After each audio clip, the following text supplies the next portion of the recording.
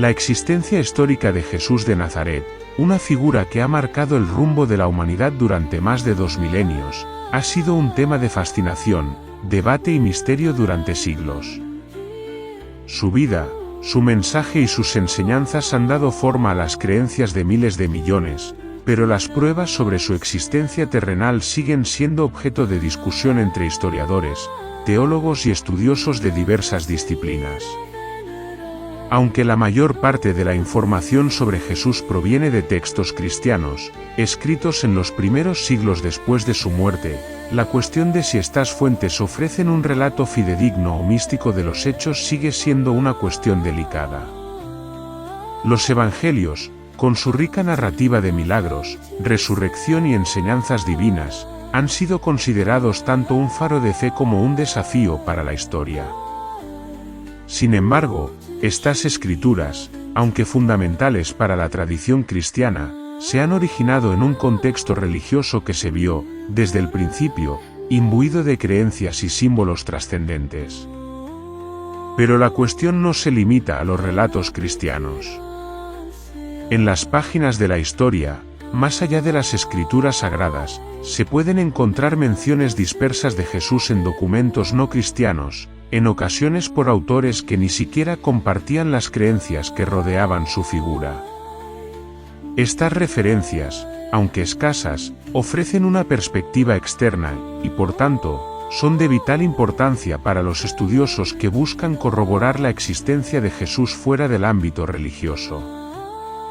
Uno de los testimonios más conocidos proviene del historiador judío Flavio Josefo, quien en sus Antigüedades judías, escritas alrededor del año 93 después de Cristo, menciona a Jesús brevemente.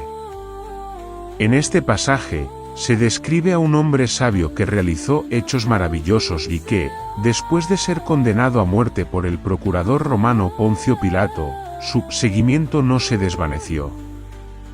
Aunque el pasaje ha sido objeto de controversia, con algunos sugiriendo que pudo haber sido alterado por copistas cristianos, sigue siendo una de las pruebas más antiguas de la existencia de Jesús en fuentes no cristianas.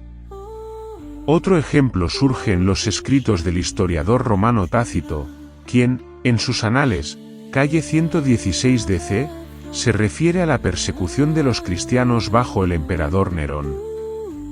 Tácito menciona a Cristo, quien, según su relato, fue ejecutado bajo el mandato de Pilato.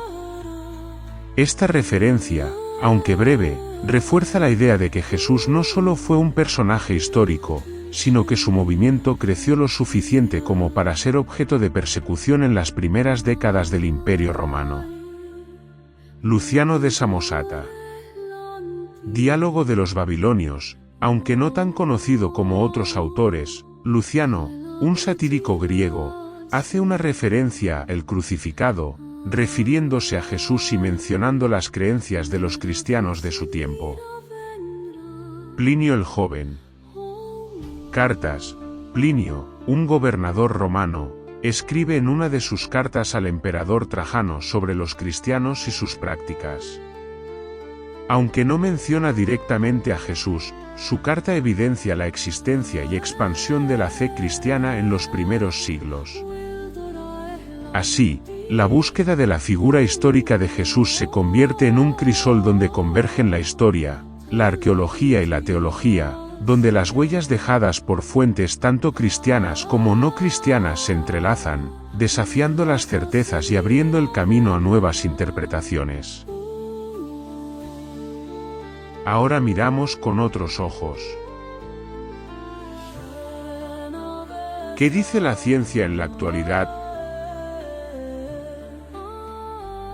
Antonio Piñero, uno de los más destacados estudiosos del Nuevo Testamento, reconocido mundialmente y actual catedrático emérito de la Universidad Complutense de Madrid, con más de 40 años de investigación sobre la figura de Jesús. La mayoría de los que andan por la calle empiezan a preguntarse: oye, ¿existió ese Jesús o lo habéis inventado los historiadores?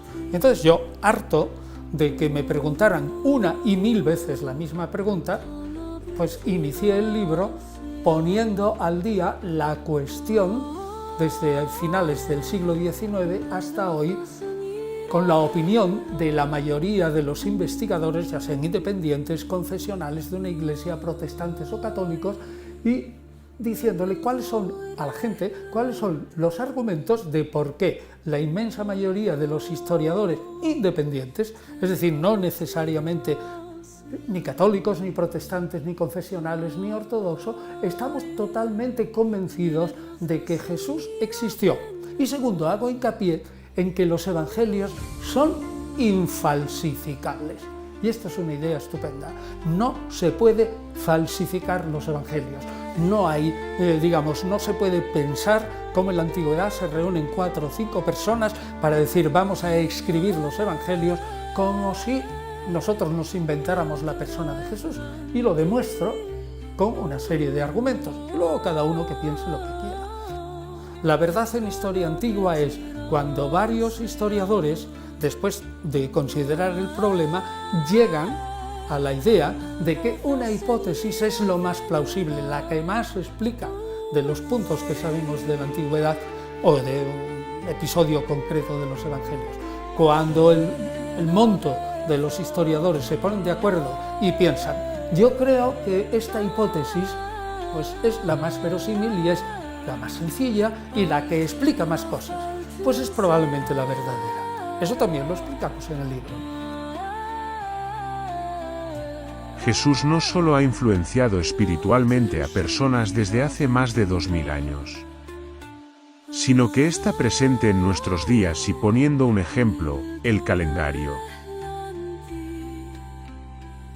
Así que, podemos aseverar que Jesús no es una invención o un mito, sino que es un personaje histórico y real.